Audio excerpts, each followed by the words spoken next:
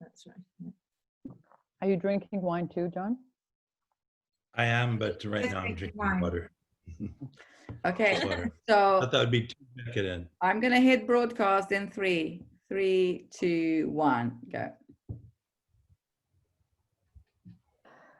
Good evening, everybody, and welcome to the Frontline Club discussion this evening on the rise, or not, of populism. I'm Elizabeth Palmer. I'm a reporter for CBS News.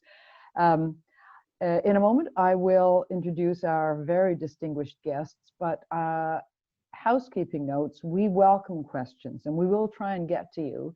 If you'd like to ask a question in text, type it into the bar at the bottom of your screen. And if you put your hand up indicating that you'd like to ask it in your own voice, we'll try and come to you during the course of the discussion.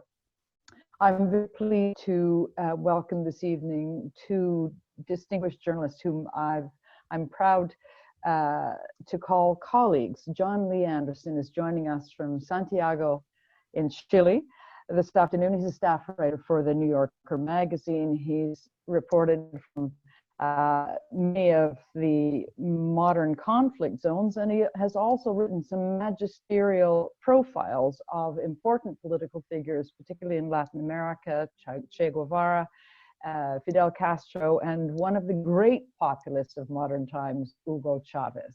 John, welcome. And Lindsey Hilsum.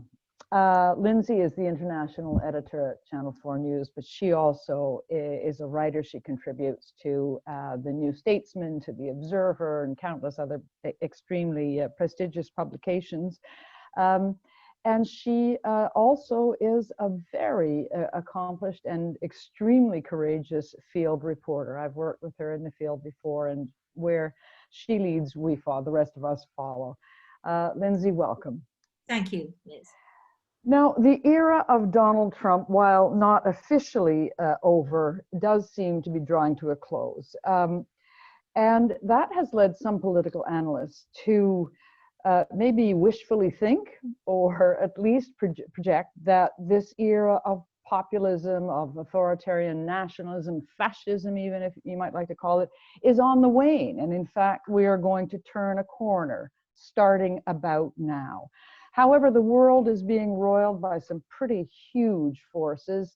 I can think of, for example, the pandemic first and foremost, but also things like social media and rising income inequality in many countries, including in Western democracies.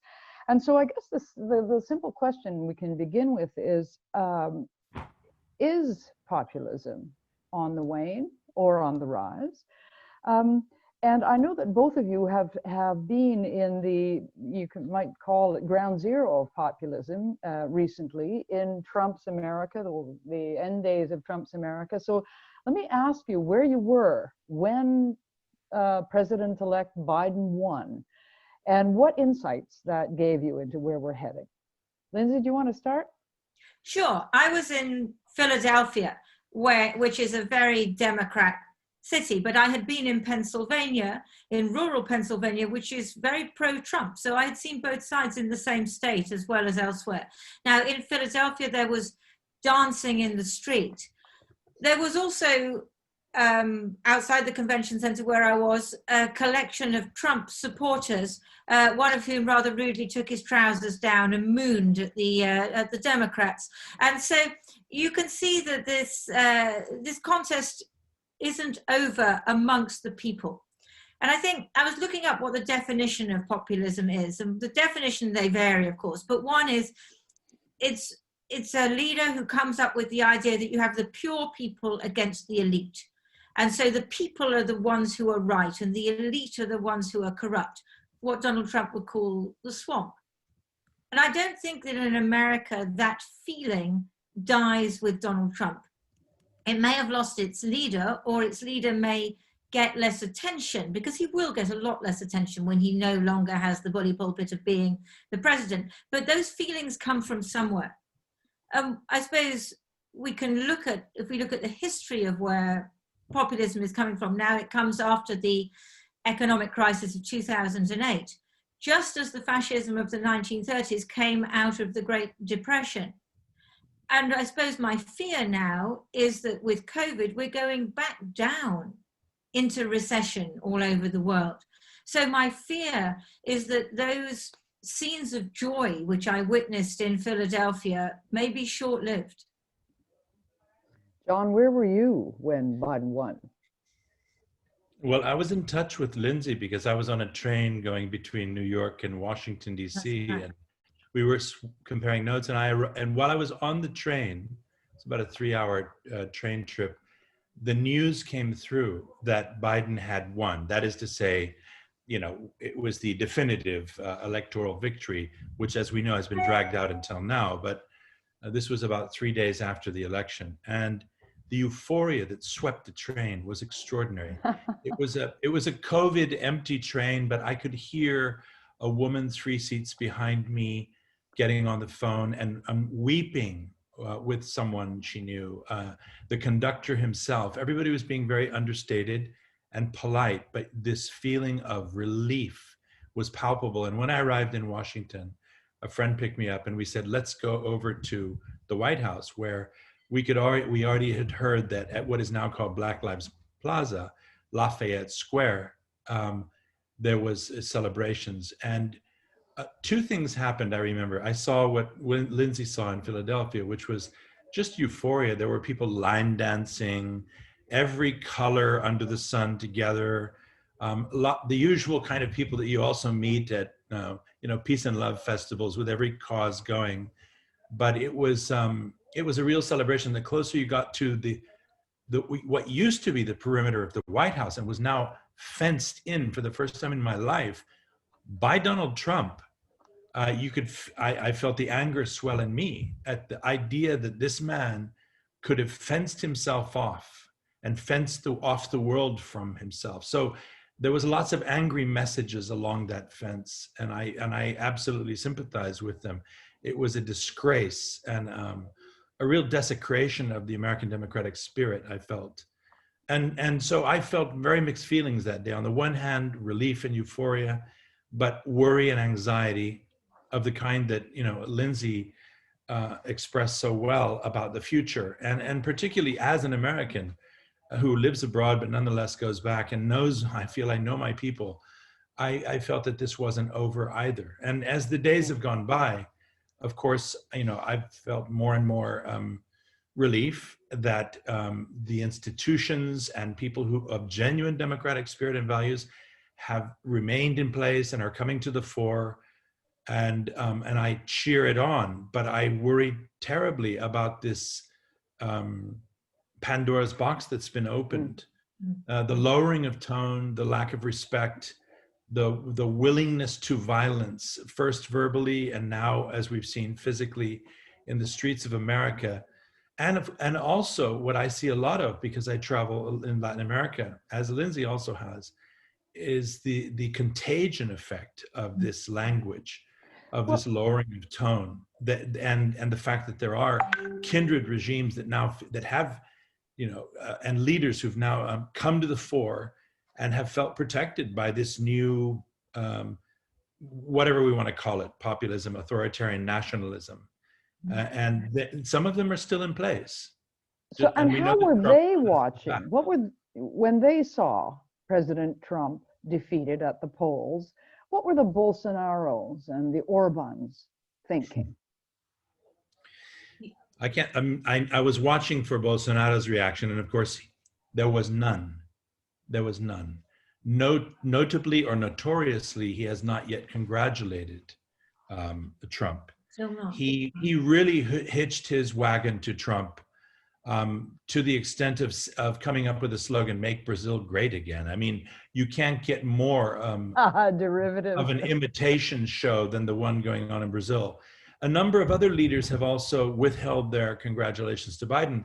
Curiously, and perhaps most confusingly, Andrés Manuel López Obrador, who is the president of Mexico, a leftist nationalist populist, but somehow in his own category, because after all, he's in charge of Mexico, which is the country next door to the United States, and which, of course, Trump used as a whipping dog to get elected in the first place, calling Mexicans rapists and thieves. and erecting his, anti-immigration policy and so forth. He clearly is Bambi in the headlights and doesn't know quite what to do. And I was just in Mexico. John Lee, there's something which I haven't understood, because when we talk about populism at the moment, on the whole, we're talking about right-wing populism, Bolsonaro, right, Trump, etc. But AMLO, like Chavez, is left-wing populism. And I find it really hard to understand him. I find it very hard to understand why he's fitting in with Trump in that way, when I would have thought, having been in Mexico many years ago and not recently, that his support base would not respond to that. Yeah, and if anything, he has done everything Trump has asked him since he became president years ago. I know him, and we spoke during his campaign, and he privately expressed, he did the Betty Boop wide eyes whenever names came up. He wouldn't be quoted about him. And he told me he would be cautious with Trump, whom he regarded clearly as a kind of, a real American monster, the ultimate ugly American. But nonetheless, since he became president, he's temporized with Trump. He has allowed Mexico to become the place where Central American refugees are held back. He's signed a trade deal with Trump. He even came to Washington and ingratiated himself with Trump. And now he's withheld acknowledgement of Biden's victory to Joe Biden. I was just in Mexico before coming here to Chile, where I am, and I talked to a number of people there, and they suggest that AMLO, as he's called, isn't so different than Trump. Now, I'm not entirely convinced of that, but in the sense that he is someone who wants to control the news of the day. He holds a 2-hour press conference every day at 7 a.m. And so in that sense, he's a populist, as Chavez was, as you rightly pointed out, as Trump was with Twitter in his own gringo way. The idea that you control the news of the day and everybody has to respond to you, and you create a direct contact with the people. So in that sense, he inhabits the same space.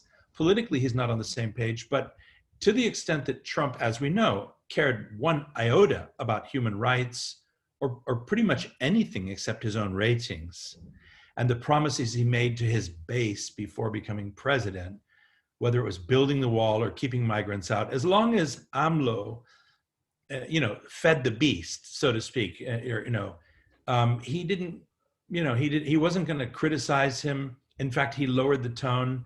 And so I think that there was an element of kind of entente cordiale. You do what I want and I'll leave you alone. And that's pretty much what it's been. I think things are going to change now with Biden.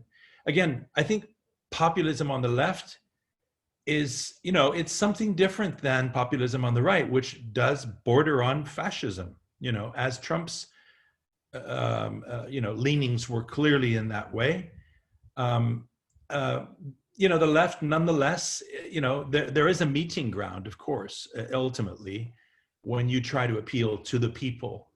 But the peculiarities of Mexico's politics have everything to do with the fact that it is a nation that borders the United States. And it's a nation that's been historically humiliated by the United States, conquered. It had half of its territory taken by the United States 150 years ago, and now provides the black labor, so to speak, for the United States. So it has its own pathology, I think. Anyway, I don't know. Back to you, Elizabeth. I'm interested to know what conditions are propitious for populists themselves, and also for populations who may want populist leadership, and how many of those conditions are in place today in large parts of the world. Lindsay, do you want to take a run at that? Yeah, sure. I mean, as I said earlier, I think that the economic crash of 2008, I think that people who had reasonably comfortable lives, including myself, with a job, a salary, underestimated the impact of that in Europe and elsewhere. I mean, vast numbers of people lost their jobs, lost their livelihoods. In America, foreclosures, people who lost their homes. You know, this was a desperate situation. And I think that that is one of the key things, which is why I am concerned about the time ahead. I mean, look at this country when we're talking about, you know, an 11-point-something% drop in GDP this year. These are the conditions in which populism grows, because people are angry and frightened, and, you know, and they've lost a lot of the meaning of their lives and the rhythm of their lives. And then obviously you have the issue about blaming the other. So I think that when I really became, you know, aware of it, or more aware of it as a story, was in 2015, because I was following the refugees coming across into Europe, and I spent a bit of time in Hungary, and I walked with refugees through Hungary and so on. And that was when Viktor Orban was building the fence. And I remember, oh God, I can remember being refugees who were cutting through the fence and then being on the other side and, you know, going under the fence. And so I can still go under a fence, by the way, you know, I'm not that old. And so, you know, there was all of this going on, and this blaming of the refugees for the problems which the people of Hungary had. And that, of course, is exactly the same as Donald Trump was doing at the same time, you know, or a little while later in 2016. You know, in Austria and all of these different places in Europe, this blaming of outsiders. And arguably, you can see Brexit as part of the same. But are you saying that though that great wave of refugees were particularly resented because the countries they were walking through were filled with people who were still hurting from the financial crisis, who felt, you know, economically insecure and afraid that they were going to lose the little they had to strangers? You know, the way, John, I'll let you add something, but I'm interested to know from both of you how you think social media plays into these kinds of fears, and also how social media is a factor in Brazil. I'd like to get back to Brazil, but take it away, John. Yeah, I mean, I was just, while Lindsey was talking about it, I remember that summer so well. And I'll never forget how everything turned on the photograph of the little boy, Alan Kurdi, lying face down dead on a beach in Greece, a Syrian refugee. And Merkel opened up her borders. So one thing I think, you know, is instructive to learn from that to the authoritarians, to the populists, to the people who would manipulate the media in order to gain power, they could see, quite apart from the rightness or wrongness of opening Europe's borders unilaterally, as Chancellor Merkel did, out of a humanitarian gesture, and because of Germany's own unique pathologies with history, whether it was right or wrong or not, or politically sound, it would have sent a message to the Erdogans, the Putins, and all of the others of this world in the following way.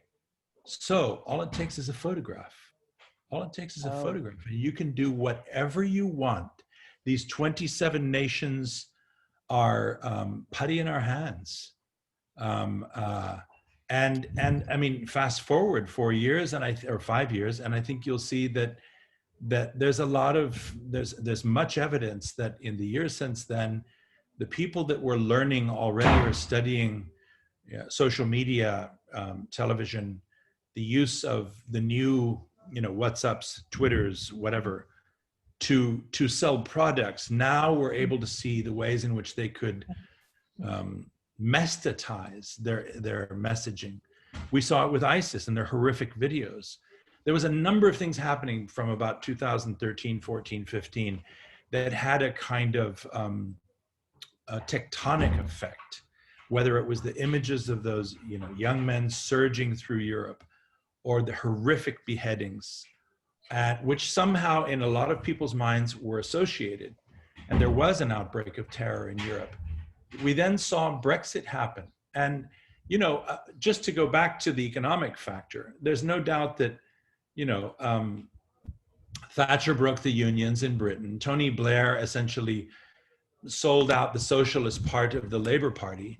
And with alongside Clinton in the United States, there was this kind of neoliberal era in which a kind of humanistic, under the Democrats and Labor, this kind of humanistic stewardship of the market forces, which were supposed to somehow propel us forward into the future following the collapse of the USSR and the Cold War. And what we ended up with was a very uneven landscape in which in the northern parts of Britain, traditionally Labor, and in the Rust Belt of the United States, traditionally Democrat, these people were essentially abandoned by their old party stewards. There were no party stewards anymore. Manufacturing did travel to China. In that sense, Trump has an evil genius in perceiving certain truths that were being avoided out of politeness or but it also because the centre left, abandoned the idea of equality. And so you had this growing inequality, which I think is also a major source. But I think that to build on what you're saying about social media, I mean, obviously you had Cambridge Analytica and all this manipulation, but one of the things that really struck me traveling around America for this election was how these conspiracy theories, which are spread on social media, how they've taken root. So, for example, I was in Arizona, in Tombstone, Arizona, at the annual Eldorado Festival, which I have to say is the best fun anybody has ever had. I mean, it's lots of horses dressed as unicorns and people in crazy costumes. It's marvelous. But it's a very, it turned into a Trump fest. The people there were very pro-Trump. And so we were filming it, and then I was just randomly going up to people in the way that television journalists do and asking their opinion. And I came across a lady, and she must have been, I guess, in her 70s, and she's voting Trump. And I said, why? And she said, because otherwise they're going to put us in concentration camps. And so I said in my best Princess Diana voice, do you really think, madam, that Joe Biden is going to put you in a concentration camp? And she said, yes, just like they do in China. And then I kind of teased it out. And what I understood in the end was somewhere she had heard about the Uyghurs in China being put in concentration camps, which is true. And she had also heard that Joe Biden was a front for communist China. And she had put the two things together. Ergo, Joe Biden is going to put us all in concentration camps because he is communist China incarnate in America. Now, that was a particularly crazy example of it, but particularly in Miami, amongst the Cuban Americans, the Biden es socialista, not just Biden es socialista, Biden is pedófilo. Biden is a pedophile. And I interviewed one of the main YouTubers, Cuban American YouTubers, Alejandro Otaola, who's kind of spreading this stuff, well, I can't say he's a pedophile, but, the way he moves, it's a little strange. The way he touches women and children, have you noticed? You could see all of this. And this stuff, I think it's very embedded, and it's not just young people. This is amongst nearly everybody I met who was a major conspiracy theorist were in their 50s, 60s, and 70s. I think you're absolutely right, Lindsey. Sorry, I was just going to say, Liz, and to bring it back to Brazil as you asked, but what's interesting about all of these populists, I was saying earlier that they try to control the messaging, and mostly they do it through one or another social media, whether it's WhatsApp or Facebook or Twitter. And interestingly, in all of the places where we're seeing this new authoritarianism, this includes Trump and Pizzagate and QAnon and these bizarre extreme tranches of his base that used to be way out on the fringes and are now somehow part of the Republican Party. Orban's Hungary, Bolsonaro's Brazil. We have this. There's this sexual trigger. In fact, in Colombia, the current president is not himself a populist, but he's sort of controlled by a former president who's on the extreme right. And in each case, in some cases, very frontally, they accuse in elections, they accuse their adversaries of being pedophiles. This is so weird, isn't it? And they simply bombarded and this comes out of the culture of the last decade of, first it was civil unions, and then it was gay marriage, and then it's transsexual bathrooms. And in the United States, it's this culture of changing the semantics for identity politics, which really gets the conservative movement, and I guess reaches its tentacles far into the deepest recesses of ignorance and reaction. But nonetheless, there's something in common, and it seems to be the most effective trigger in political campaigns in each case to win a referendum or win an election. Just going back to my own moment, you were in Hungary in 2015 when you became aware of this. I was in Colombia, and it was a few weeks after Brexit, and there was I had been following the Colombian peace deal between the government and the Marxist FARC guerrilla movement of the previous, that had been fighting for the previous 50 years. And this former president, who is somehow the puppet master today, Uribe, to hold protests against his successor, and along with members of the Catholic Church, because the education minister was a transsexual. And the day before the national referendum, they held a series of marches in which they played on this and said that part of the deal with the FARC by the government was to preach homosexuality in schools. And the referendum lost.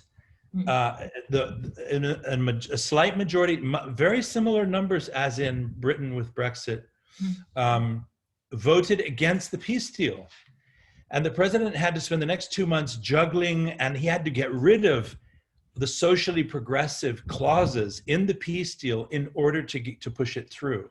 He had enough power to push it through, but he literally had polarized the country, and to this day, 4 years later, then a conservative followed him, and they've done everything they can to undermine that peace deal. Back to the night of this no winning in Colombia. The next morning, I, like a lot of people, was in a state of shock. And so a Colombian friend walked up to me and they said, "John Lee, you realize what this means, don't you? First there was Brexit. Now the no vote in Colombia. This means Trump is going to win." This was, of course, 3 months before the election. Yeah. And he did. And, so Bolsonaro, a few months later, won in Brazil with the very same message. It turns out that in Brazil, everyone uses WhatsApp. And most Brazilians, even if they're, working class, have what they call these packages, where you pay a certain amount. And even if you can't pay your bill that much and they kind of, you don't get your phone hours, they still can send you messages, ads. And one of Bolsonaro's sons is a kind of cyber wizard. He's still with him. He does all of his messaging. They did the entire campaign off Facebook Live, kind of, 3 guys and a horse kind of thing, in a living room and a laptop. And then a few days before the election, they bombarded millions of people with WhatsApp messages calling his liberal, progressive rival a pedophile. And he won. This is so interesting. I must do a story on this. I didn't know there were all these connections everywhere. Yeah. And there's similar investigations in Brazil into that whole business, is in the same way as with Caroline Cadwallader in Britain with Cambridge Analytica. Very, very analogous. So people seem to be swapping information in these places. Yeah. Well, I'm intrigued with the notion that populism or authoritarian nationalism provides easy answers, and they may not be true, but they're easily digestible and repeatable. And how much of the turn towards authoritarianism or populism is a reaction to the cacophony of information out there? And I'm just going to read you, it's not a question, but a quote. Taos Harrison, who wrote, quoting you, John, all it needed was a photo, perhaps it was Lindsey, on BBC Radio 4 today in a piece about climate change. The comment was that people don't respond to data and science, possibly because it's so damn complicated and contradictory, but they do to emotional appeals, to hearts and minds. I mean, what's going on there? How big a factor is the "I don't get it, it's too complicated" in the world of too much information? I think that's clearly a factor, but there is now a counter factor, and that is COVID-19. And so you've got all of that, and these people, you know, it's all, I mean, we all feel it, you know, we all want to hide under the duvet sometimes, don't we, because there's just too much information. Sometimes I sit in my room quivering about, you know, should I be looking at Ethiopia, or should I be looking at, you know, Brazil, or should I be looking at, you know, it's just too much, and everybody feels that it's too much. And then we have a way of dealing with that, is that we have well, I have a way of dealing with it. I just call John Lee. But, you know, we have a way. What matters, John Lee? Tell me. But we have a way, don't we? Because we know which news sources we trust and which ones we don't, and what we're looking for. And so we can put order in the chaos according to our way of looking at things, which is not the only way, and not necessarily the best way, and not necessarily the right way, but it is a way. And I think it is much more difficult.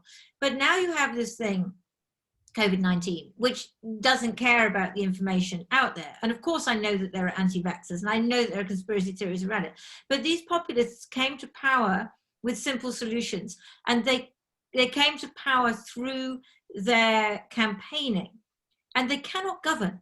And they cannot control this thing, and they cannot get on top of it, because WhatsApp and all of these things and blaming pedophiles does not sort out COVID-19. So this is the interesting question. But it might buy them time. Like you can get away with a lot if you just keep blaming.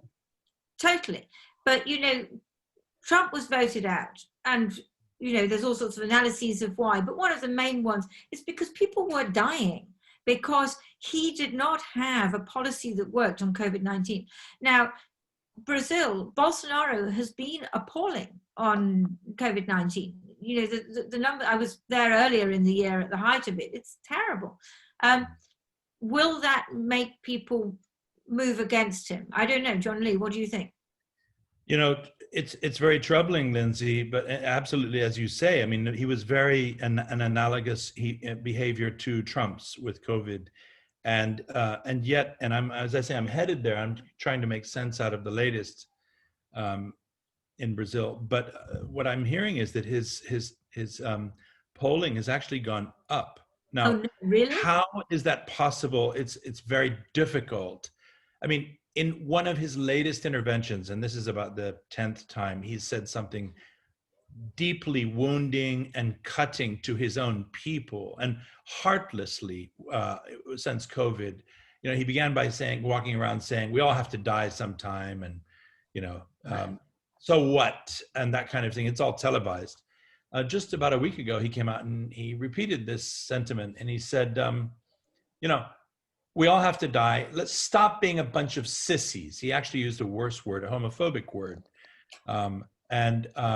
You know, people are in shock in the same way that they were with Trump's expletives and, you know, outrageous comments. But so why does this man and his, you know, crude behavior appeal to people? You know, there's clearly some pathology going on in Brazil that would explain it. Now, I hope to be able to answer that a little better. Maybe you can come back. Good, I'm waiting for that. You know, Yeah, what do you think, Lindsay, though? You've been there. I don't right? know. I don't know if people saw that there was this extraordinary thing on Twitter last week from this nurse in South Dakota. So South Dakota is one of the worst places for COVID-19 at the moment. And this poor nurse, she had a weekend off, and she's just run ragged with people dying. She said the most difficult thing to deal with is the people who are dying who don't believe that COVID-19 exists. And they say to me, and, you know, they say to me, I know I'm dying. But it's not COVID-19, is it? And I say, yes, it is COVID-19. And they say, no, but that's fake. That's not true. I don't believe it. And so this poor woman and her colleagues have this, they have to deal with this. But and why would it be so important to people to deny something like COVID-19? I mean, what's that all about? And its relationship to a leader that tells them simple lies? I can't answer that question, Liz.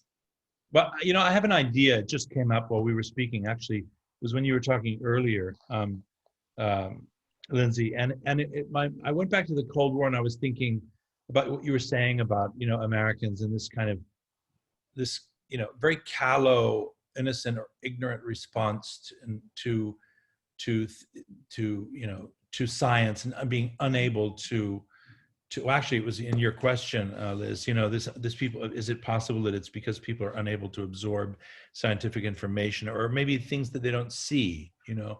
But I think when you're talking about countries like the United States, and for that matter, the same would be true of Brazil.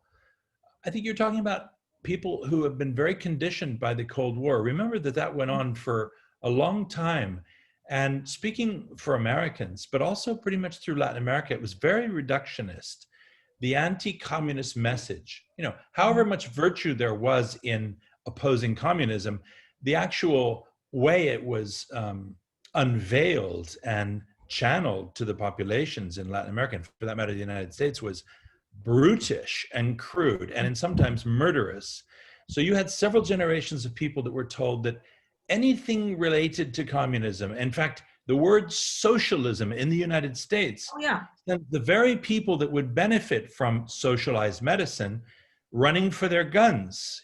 They've been conditioned to think that this is the invasion of the body snatchers. And so sadly, you have a large number of people who are uninformed, undereducated, very possibly underemployed or unemployed, and who nonetheless, and who have several shibboleths and sacred cows. One of them is this idea that, over there represent, the weak-kneed, portal to totalitarian and communism, the wolves just beyond the kraal or the campsite.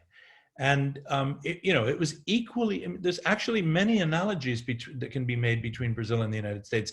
Both were slaver countries. Brazil actually imported 4 times the number of African slaves from the African continent, the United States. It was the last country in the world to ban slavery, that is to say in the West. We know that our Saudi friends continued to this day with slavery, and I think only banned it a couple of decades ago. But nonetheless, in the Americas, the Brazilians didn't do it until practically the turn of the century. And so they have many of the same issues of inequality, poverty, and violence that the United States does, as well as denial of the past and a sense of themselves as a settler country. This is the new world. And typically our presidents and our political campaigns have been very reductionist. Everything's boiled down to sound bites or pull quotes or slogans, and people have been conditioned to follow them. And sadly, amongst the more gormless, the more ignorant, frankly, they're easily led by slogans that appeal to, I think, the lowest common denominator and their basest instincts, whether it's fear or hope, hope of enfranchisement. Two sides of the same coin, aren't they? Yeah. But I think the one thing we're missing out in this analysis is the utter failure of the centre left, because let us not, suggest that there are, these glorious people who are providing an alternative which will appeal to people and which will, which actually understands what their needs are, because that, I think, is the Blair Clinton thing. And this, Peter Mandelson, I'm completely relaxed about people getting, as rich as they want and so on. There was that was a time of, in this country, a time of prosperity. And when prosperity was spread, it was a good time in some ways. But this rising inequality and this, what many people in Britain, I think, saw as class betrayal, that had consequences, which I think that certainly journalists failed to understand and failed to see, certainly metropolitan journalists like myself. And I think that that's true in America as well. So then you have this whole thing when Trump comes into power and everybody reads the same book, Hillbilly Elegy, and then goes out into Appalachia, as if they're on some safari, to find these strange creatures, the Trump supporters, and earnestly interviews them. But what is your life like? I mean, it was like sort of David Frost, it was absolutely extraordinary, as if nobody had met these people before. Who are these people? It was, it was horrific. And that is a real thing. It's a failure of elites. I hate to use that word. It's a failure of us who are part of that. It's a failure of providing any kind of meaningful alternative. And that's also a vacuum in which populism rises. Yeah, absolutely. I'm Wigan gonna go. Pier. Go ahead, John. Do you want to? No, I was just thinking, when was it that Orwell wrote his book about Wigan Pier? Yeah. Which was an instructive book about the working class at a certain time in Britain. And you're right. I think there are these waves of perception, I guess, in which we come and go from our awareness of the underclass, the working class, those who become a kind of white noise, and just as they have in the past in revolutions, this time, they're being swept up by, in the past, in the 19th century, in the early 20th century, now they're being swept up by, these dunderheads like Bolsonaro or Trump or Orban, quite manipulative, clever person. We're in a post-ideological era. These are people who really have no known moral compass or ideological or philosophical standard, I should say. But they know how to use the technology we have today and their perception of fears and weaknesses and deficiencies to exploit people's sentiments and to get them on board. It's a very volatile and dangerous time. I'm going to turn to a question from Rana Swayze now, who starts out by saying to you, John, you wrote The Fall of Baghdad, which is one of my favorite books I've ever read on the region. I'm a big fan of your work. How do you see Iraq now in the lens of populism? And how is social media a factor in Iraq? And I guess we can extend that to the Middle East. Both of you have extensive experience there. Do you want to take a run at that? I'm going to defer more to Lindsey because she was there most recently and has actually been amongst those kids who were part of that protest movement recently in Baghdad. And I have not been back to Iraq for some time, but just to speak to the Iraq and the Iraqis I know generally, I mean, here you have a country, in a sense, and a society that's, in a sense, it's a kind of historical putty. And what do I mean by that? Or clay. Whoever gets it can try to mold it. This is a country that's had an incredibly brutal, bloody birth in the modern era. For the past 100 years, Iraq has barely known any peace. And there is, in societies where there is religious faith, and Iraq has a religious faith, it's still a faith-based society to a large extent. There is always the search for the savior, whether it's someone who comes out of the religion or in repudiation of the religion, as was Saddam, like a lot of other men of his generation, the kind of, the Baathists, the secular, the great Arab nation builders who used Stalin-style brutality to impose their will, but also to modernize their countries and to create generations of Iraqis and in other countries who would respond to a firm hand because, they stopped the tribes from warring. They built the trains. They built the modern city. We've seen that was a real syndrome of the 20th century. And we saw, several generations of people who were so terrorized and atomized that they acquiesced. And what we're seeing in their wake, in the disappearance of these sort of demigod strongmen, is a reassertion of faith-based societies, and also of clever men and women, in some cases better than others, who understand the pathologies that their countries suffer from and can exploit them, just as we've seen with Trump and Bolsonaro with these think social media. I think that there's a different dynamic. I mean, I was there in January, so that's a while back. But what really struck me, going there in January, having not been there for a couple of years, but, like John Lee, having been there through the war and so on, was this massive generational divide. Now, I have a feeling that the question may be Iraqi and may know much more about this than either John Lee or I. But what really struck me was this new generation who I was meeting on the streets in the protests. I mean, more than anything else, the extraordinary hairstyles of the young men. They were absolutely fabulous. I went around taking photographs of guys with these fantastic quiffs and all of these things, because they were in connection with the outside world and were developing this in a way that their parents could not understand at all. And so what it seemed to me was you had this sclerotic government very much in the hands of the Iranians, and for whom this argument between, who controls Iraq, is it the Iranians or is it the Americans or is it the Saudis, was the central thing. And for these young people, the central issue was entirely different.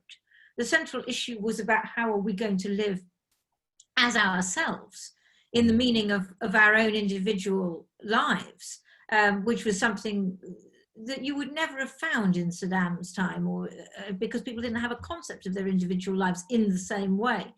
And so to me, it wasn't about populism and so on, although it was much more about that generational divide. And I have no idea how they're going to deal with that, because the government instinct is just to crack down and to kill people.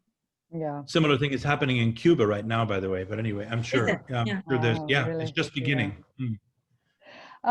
So we're going to switch to Germany now on a question from Frank Erich, who says, "What's your opinion about the populist AfD party and its activities in Germany, and does it pose a real threat to German democracy?" Either of you spent any time in Germany recently?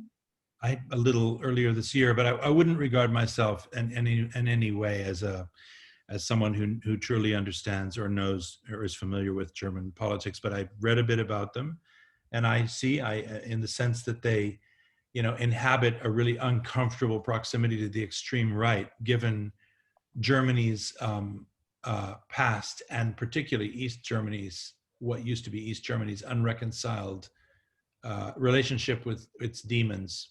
I think it's extremely worrisome, and I do regard it as a worrisome phenomenon. You don't think that's about all I can say. Yeah, I was just impressed at the time when Angela Merkel opened the doors to refugees, that German institutions by and large held. I mean, she paid a terrible political price, but that seemed to be the kind of test of German democracy and order that perhaps Trump's presidency was of the United States. It's almost as if it's already passed a really acid test in a very reassuring way. We've got 10 minutes left, and so I want to come back to the question we began with, and that is, are we going to see populism continue to rise? And if so, where is it going to be most powerful and seductive? John, what are your thoughts on that? My feeling is that we now all have a chance to see some action taken from Washington to help pull some levers domestically and abroad to bring it back from the brink. And I think we're seeing that with the statements of intent, the kind of team that Biden has put together, the idea that America is back. It's still a morally sound country. It's going to have they're going to have a lot of work to do, but nonetheless, it is still a powerful nation. Everybody is aware of the rise of China. I don't think anybody has any illusions about the Chinese Communist Party's, humanitarian impulses. Nor does anybody have any illusions anymore about Russia. If once upon a time Russia represented some kind of notional communist ideal, we've now had 30 years of a gangster state, and so there is a chance now for the Biden-Harris administration to revive the multilateral institutions, hopefully reform them where they're needed, where they were ships sinking in the water, like the UN, NATO, the EU, so many other institutions that can be props for that, foundering ship. And I'm sure there's many more I haven't thought of or mentioned. But I do think that, the Trump effect is global, and I think it's out there, and part of it has to do with something you mentioned at the very beginning, Liz, and that's social media. What are we going to do about that? What do we do about the Zuckerbergs and Facebooks and the way we now realize we're all manipulated and molded by these forces that are in these little magic temples in our hands that can wreak havoc as well.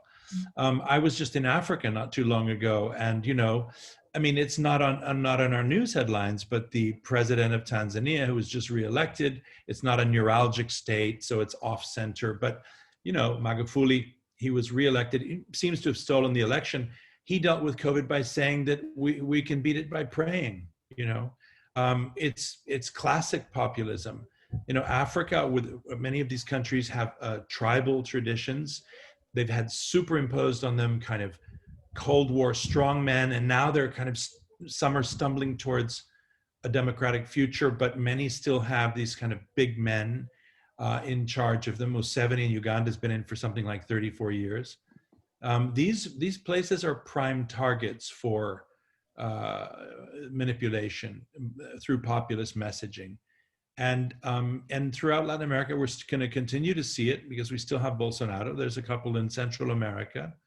So it's it's something that we're going to have to confront. And I think we need maybe some Marshall plans here and there. And I'm not talking about necessarily just a US one, but what do you do with whole regions that are now full of failed states? What is Central America and the Caribbean basin, if not an area that's just full of failed states? On the one hand, having succumbed to the narcotic consumer industry of the United States, and on the other hand, being the recipients of the weapons that are sold freely in the United States, which kill people back in their countries. We've done very little in terms of real investment in those countries to build their own economies so that their people don't travel north and become migrants in the United States.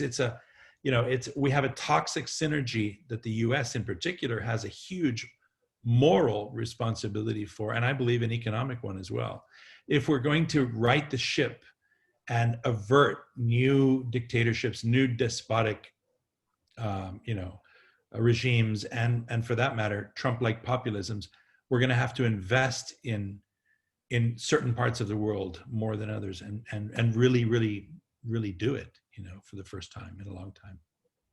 I said earlier before we went live that I had been in Iran during the American election, and a lot of Iranians were puzzled because this thing was taking so damn long, and there were all these sort of procedures and recounts, and they said, look, if President Trump wanted to win, why hasn't he just won already? In other words, why hasn't he sort of rigged it, basically?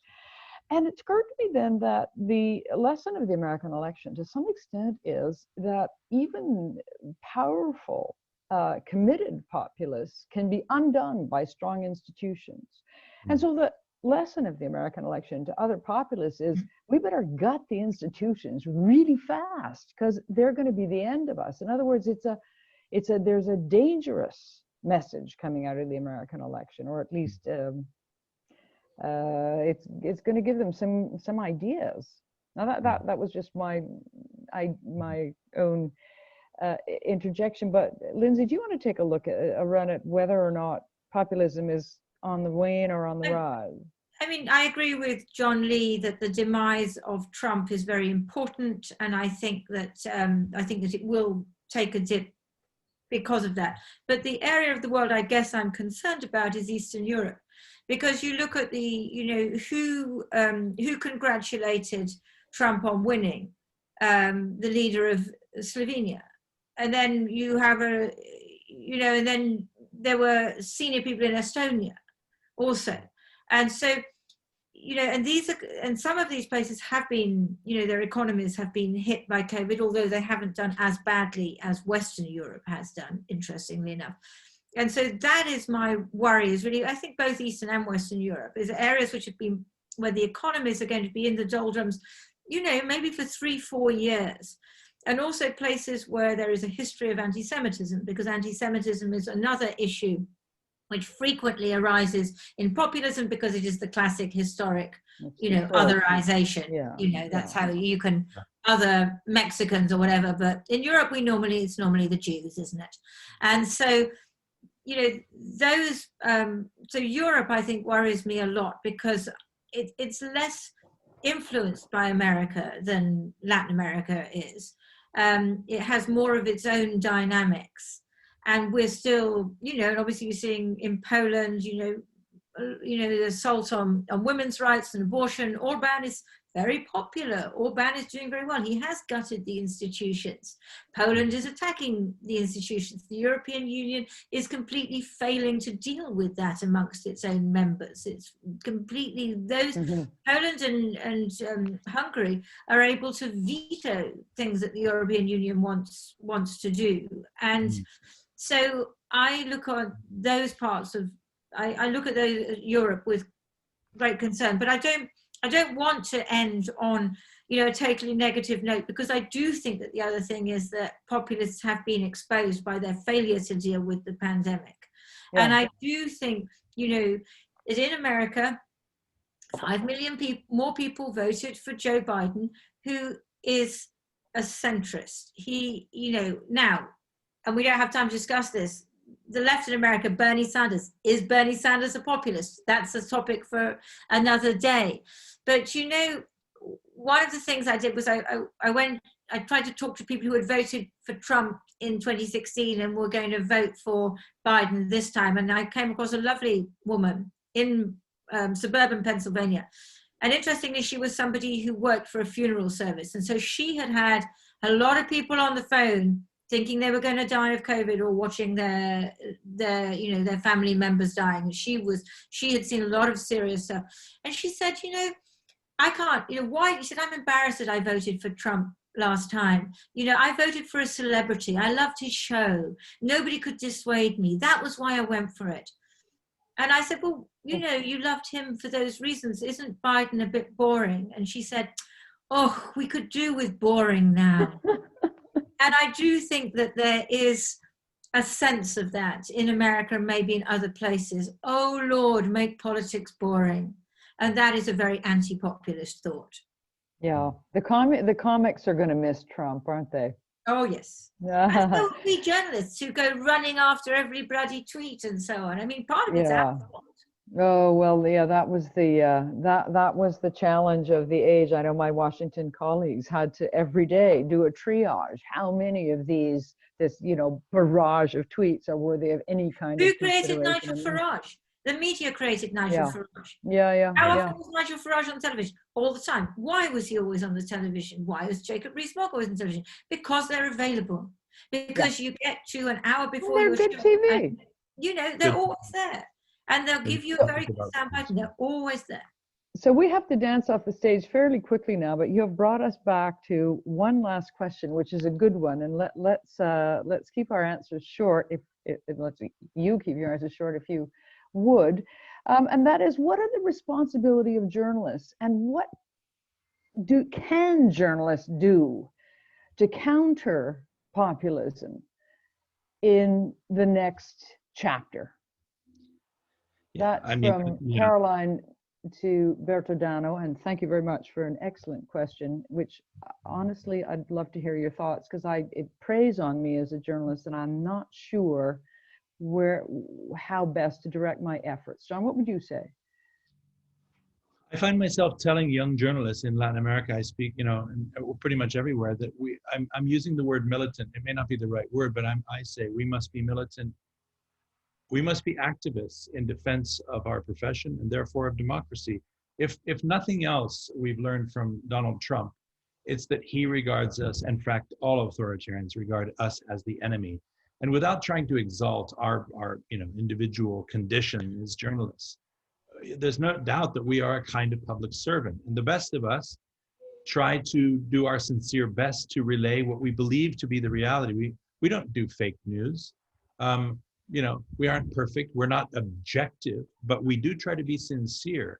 And as long as we can maintain a constituency, as long as people out there, a majority of people out there, believe in us and believe in our sincerity, we have a place in this world, and we are the last line of defense for democracy. If it weren't that case, why would Trump have tried to steal the messaging from us every single day?